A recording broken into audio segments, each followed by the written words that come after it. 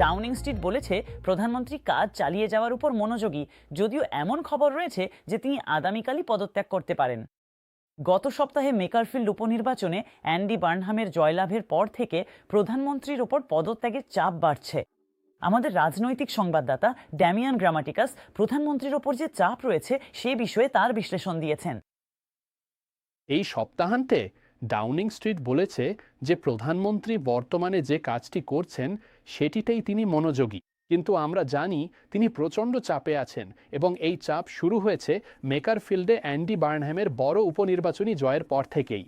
বৃহস্পতিবার যখন mister Burnham বলেছিলেন যে তিনি এখন এমপি হিসাবে লন্ডনে আসছেন রাজনীতিতে পরিবর্তন আনার জন্য, মি বার্নহ্যামের ঘনিষ্ঠরা স্যার কিয়ার স্টারমারকে পদত্যাগ করার জন্য আহ্বান জানাচ্ছেন।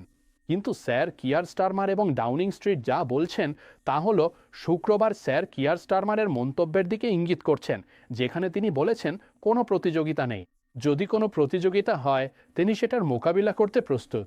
এখন এই সব কিছুর মাঝখানে আমরা সাইমন কেসের কাছ থেকেও শুনেছি, তিনি ছিলেন সাবেক প্রধান সরকারি কর্মকর্তা, এখন লর্ড কেস। তিনি যা বলেছেন তা হলো এই নেতৃত্ব নিয়ে সব ধরনের জল্পনা কল্পনা যুক্তরাজ্যের জন্য ব্যয়বহুল, আর্থিক দিক, সরকারের ওপর প্রভাব এবং সেই সঙ্গে সমস্যার সমাধানে যে সময় নষ্ট হচ্ছে সেই দিক থেকেও।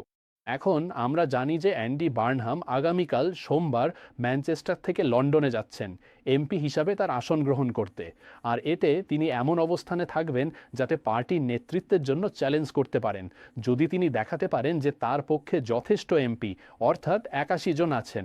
ধারণা করা হচ্ছে তার সমর্থনকারীর সংখ্যা এর চেয়েও বেশি, সম্ভবত অনেক বেশি, এবং এ কারণেই তার পক্ষের লোকজন স্যার কিয়ার স্টারমারকে তার অবস্থান বিবেচনা করার জন্য আহ্বান জানাচ্ছেন।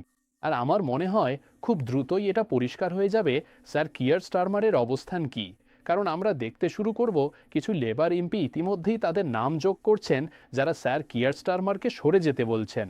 কয়েকজন মন্ত্রিসভার সদস্য, আমরা জানি সপ্তাহের শেষে শুক্রবার পররাষ্ট্রমন্ত্রী ইভেট কুপার আমাদের জানা মতে স্যার কিয়ারকে বলেছিলেন তিনি মনে করেন তার সরে যাওয়ার জন্য একটি সময়সূচি নির্ধারণ করা উচিত। পরিবহন মন্ত্রী হেইডি আলেকজান্ডারও একই কথা বলেছেন। অন্য মন্ত্রিসভার সদস্যরা কি করবেন, তারা প্রকাশ্যে কি বললে, এটা হয়তো সোমবার বা এমনকি মঙ্গলবার পরিষ্কার হয়ে যেতে পারে যখন মন্ত্রিসভার বৈঠক হবে।